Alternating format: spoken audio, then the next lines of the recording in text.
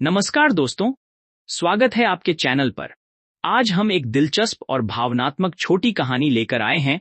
नए साल का तोहफा, फ्रांसीसी महान कथाकार गाय दी मोपासां की लिखी हुई। तो चलिए आज जानते हैं नए साल का तोहफा, एक ऐसी कहानी जो पुराने रिश्तों, नए सवालों और दिल की सच्चाई पर रोशनी डालती है।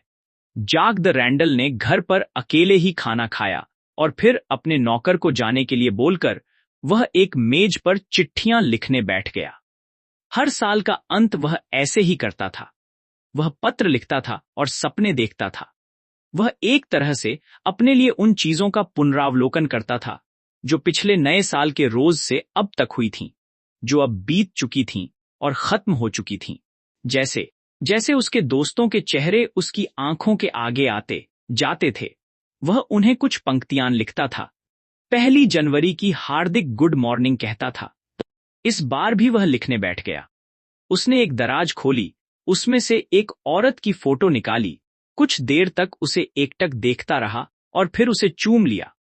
उसे एक कागज के पास रखकर उसने लिखना शुरू किया। मेरी प्यारी आयरीन, अब तक तुम्हें मेरी भेजी वह छोटी सी निशानी मिल गई होगी। आज शाम मैंने अपने आप को बंद कर रखा है ताकि मैं तुम्हें यहां बता सकूं। यहां आकर कलम रुक गई। जाक उठ गया और कमरे में इधर से उधर टहलने लगा। पिछले 6 महीने से उसकी एक प्रियतमा थी। वह दूसरों जैसी प्रियतमा नहीं थी। वह कोई थिएटर की दुनिया की या बच्चलन मंडली की कोई औरत भी नहीं थी जिसके साथ यों ही चलताऊ संबंध बन जाते हैं। वह तो एक ऐसी औरत थी जिसे उसने प्यार किया था और जिसे वह जीता था। अब वह नौजवान नहीं रह गया था, हालांकि अपेक्षाकृत अभी भी जवान था। वह जिंदगी को गंभीरता से, सकारात्मक और व्यावहारिक भाव से लेता था। उसी के अनुसार वह अपनी प्रणय भावनाओं का लेखा जोखा रखता था, जैसे वह खत्म हो जाने वाले या शुरू होने वाले नए दोस्ताना संबंधों का लेखा जोखा रखता था। अपने जीवन में आए व्यक्तियों और हालात का लेखा जोखा रखता था कि क्या खोया, क्या पाया। प्यार का उसका पहला जोश कुछ हल्का हो गया था, इसलिए उसने किसी बनिए की तरह सटीक गुणा भाग करते हुए अपने आप से यह पूछा कि उस औरत के संबंध में उसके दिल की क्या हालत थी, और उसने यह अनुमान लगाने की भी कोशिश की कि भविष्य में क्या होगा। उसे अपने दिल में बहुत ज्यादा और गहरा स्नेह मिला, जिसमें कोमलता थी, कृतज्ञता थी और थीं हजार बारीकियां जो लंबे और सशक्त लगावों को जन्म देती हैं। तभी घंटी बजी और वह चौंक गया। वह थोड़ा हिचकिचाया। क्या उसे दरवाजा खोल देना चाहिए? लेकिन उसने सोचा कि यह उसका कर्तव्य है कि वह ऐसे किसी भी अजनबी के लिए नए साल की इस रात को अपना दरवाजा खोल दे, चाहे वह कोई भी हो। इसलिए उसने एक मोमबत्ती ली, आगे वाले कमरे से होता हुआ गया, सिटकनी हटाई, चाबी घुमाई, दरवाजा खोला और देखा कि सामने दीवार से टिकी उसकी प्रियतमा खड़ी थी। वह मुर्दे सी पीली पड़ रही थी। उसने भटकते हुए कहा, क्या हुआ तुम्हें? उसने जवाब दिया, अकेले हो? हाँ। नौकर तो नहीं है? नहीं। बाहर तो नहीं जा रहे हो? नहीं। वह इस तरह से घुसी जैसे घर से परिचित हो।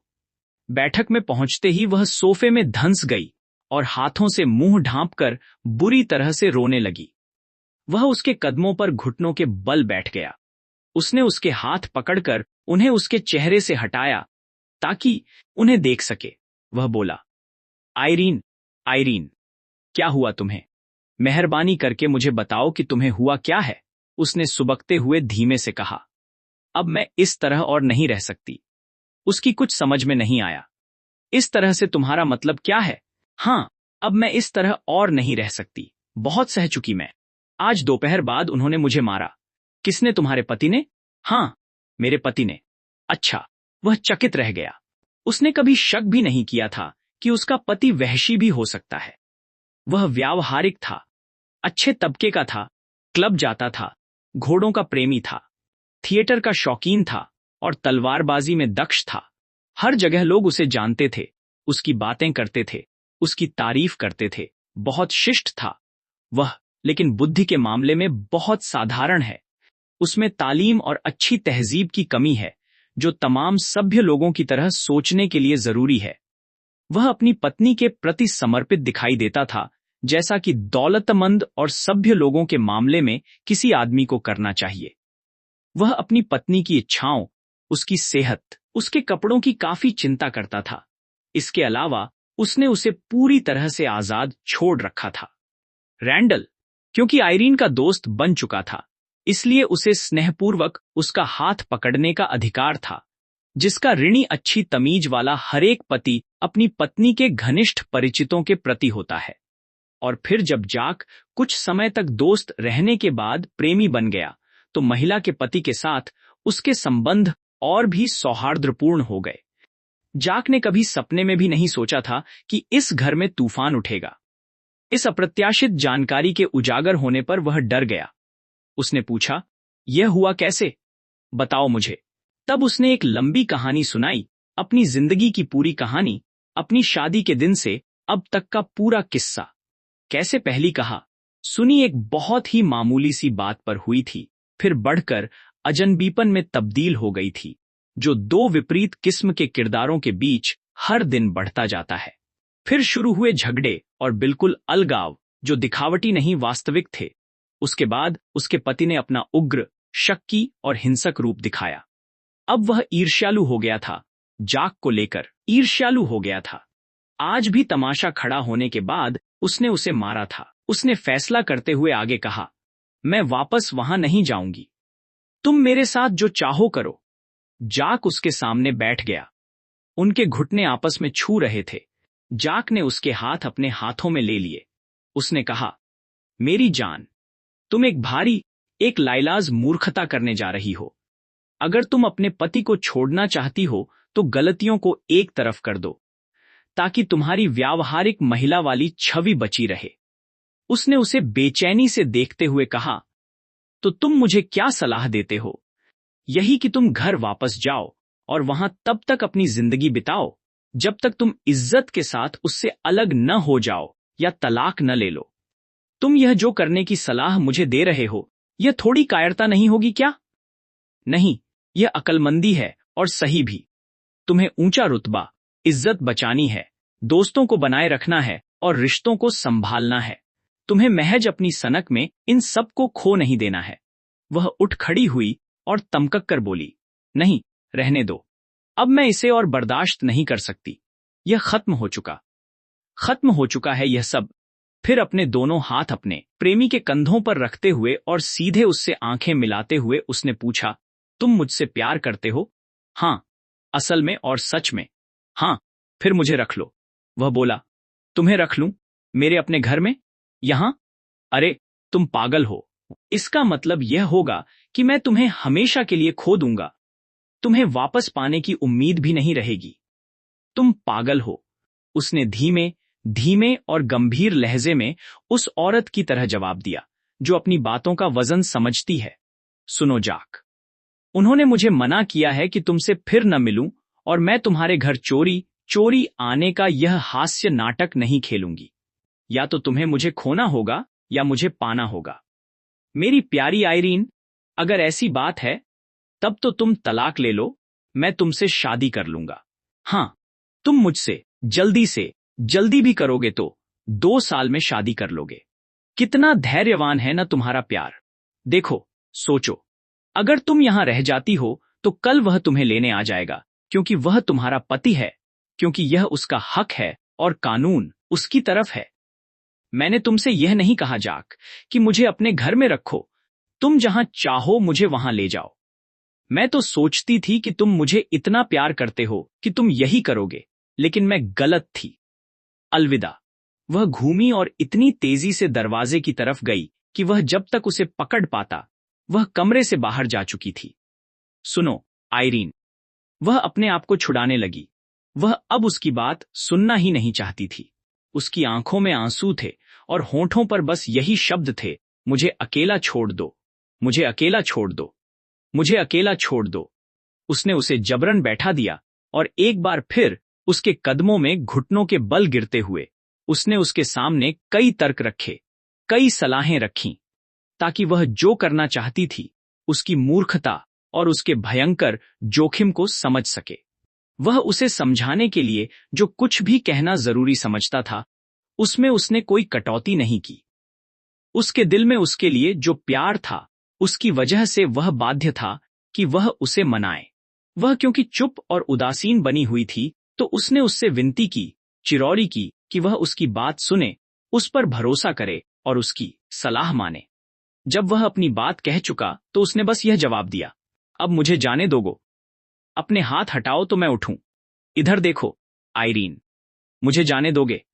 आइरीन, क्या तुम्हारा इरादा अटल है? जाने दो मुझे। मुझे बस इतना बता दो कि क्या यह इरादा, तुम्हारा यह मूर्खता भरा इरादा, जिस पर बाद में तुम्हें अफसोस होगा, क्या यह अटल है? हाँ, मुझे जाने दो। तो फिर रुक जाओ। तुम अच्छी तरह जानती हो कि यहां तुम बिल्कुल घर जैसी हो। हम कल सुबह चल देंगे। वह उसकी अवहेलना करती हुई उठ खड़ी हुई और सख्त लहजे में बोली, नहीं, अब बहुत देर हो चुकी है। मुझे बलिदान नहीं चाहिए, मुझे समर्पण चाहिए। रुक जाओ। मैंने वह किया जो मुझे करना चाहिए था। मैंने वह कहा जो मुझे कहना चाहिए था। अब मेरी तुम्हारी तरफ से कोई जिम्मेदारी नहीं है। मेरा जमीर शांत है। अब बताओ तुम मुझसे क्या चाहती हो? मैं वही करूंगा। वह अपनी जगह पर फिर से बैठ गई, देर तक उसे देखती रही। फिर उसने बड़े शांत स्वर में कहा, फिर खुलकर बताओ, यह क्या बात हुई?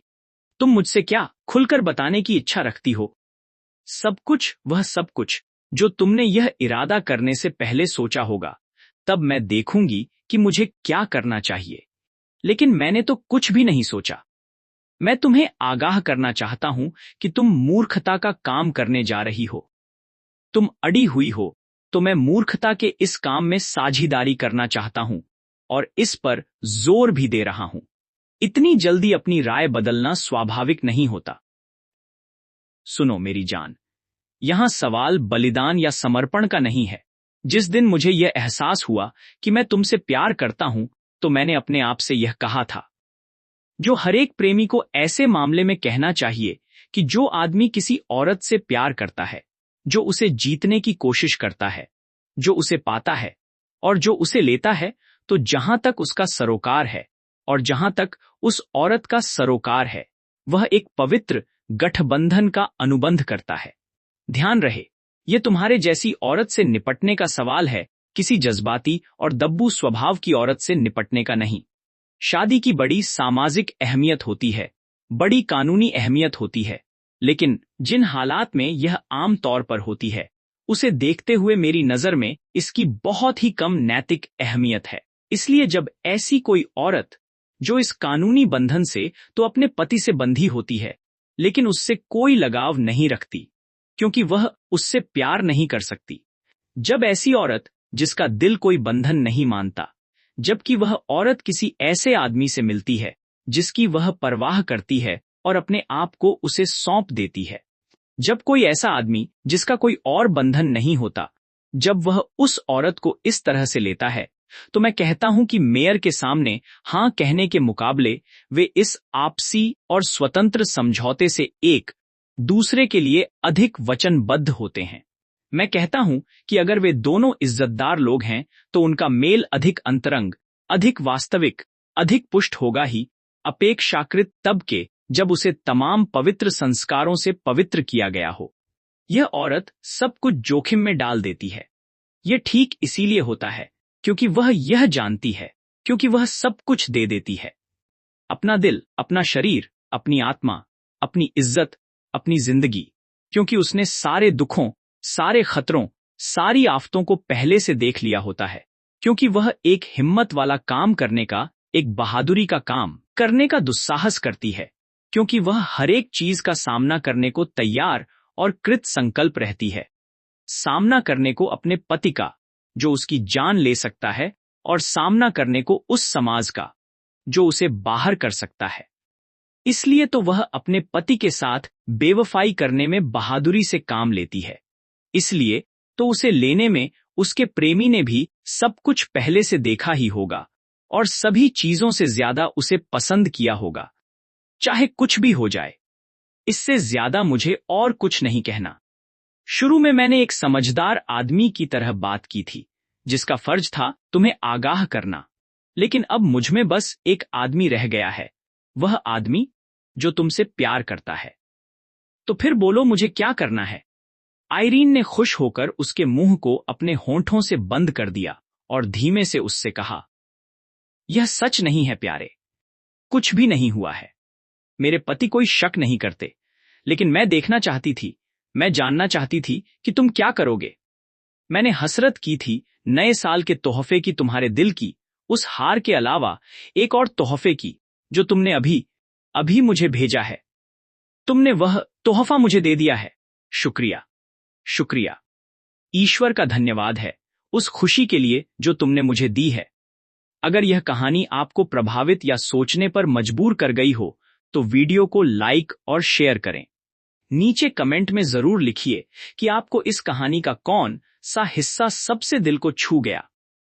ऐसी ही और आकर्षक कहानियों के लिए हमारे चैनल को सब्सक्राइब करें। धन्यवाद।